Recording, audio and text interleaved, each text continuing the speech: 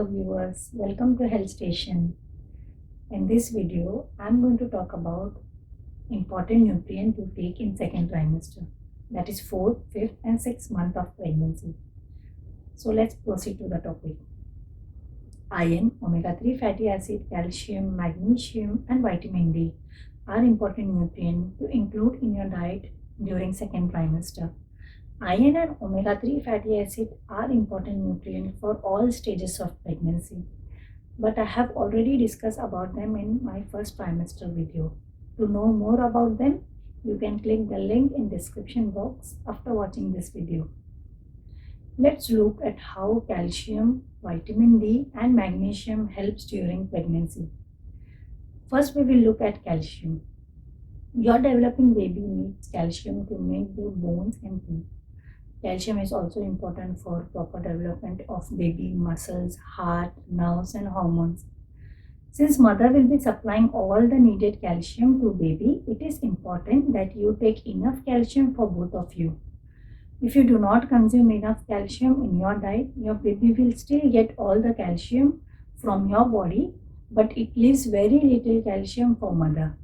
So it is important for mother to constantly replace lost calcium through a balanced diet for their own wellness.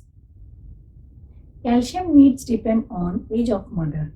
If mother is 18 or below, it is recommended to take 1300 mg of calcium each day. If mother is 18 and above, then it is recommended to take 1000 mg of calcium each day. Rich source of calcium are dairy products like milk, yogurt, paneer, cheese. Broccoli is the best source of calcium in vegetables, and other common sources of calcium are soya bean, beans and almonds. Fatty fishes like salmon, canned tuna, sardine are also good source of calcium.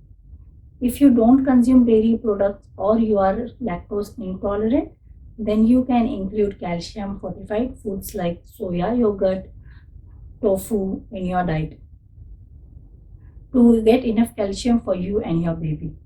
Let's look at next nutrient, that is vitamin D. Vitamin D helps to absorb calcium in our body. If you are living in a tropical countries like India, Pakistan, Bangladesh, Sri Lanka, that is between 35-degree latitudes, then exposure to sunlight alone will give you sufficient amount of vitamin D for your body. But be careful about when and how much to expose yourself to sunlight, as overexposure to sunlight can cause skin burn and other skin problems.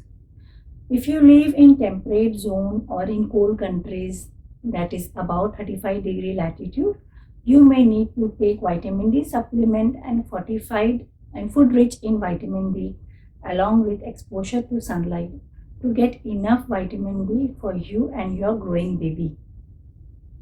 Good food sources of vitamin D are egg yolk, mushroom and other foods like fortified cereals, fortified cow milk and soya milk. Fatty fishes like salmon, sardines, canned tuna are also high in vitamin D. They are also high in omega-3 fatty acid, which is important for healthy development of baby brain and retina in the eye. Recommended doses of vitamin D is 600 international units per day. Early symptoms of calcium and vitamin D deficiency during pregnancy are bone and back pain, dental problems, depression, muscle spasm, tingling, and numbness in your body extremities. Extreme deficiency of calcium and vitamin D can lead to complications like low birth weight, premature birth, weak bones and skeletal abnormalities in babies.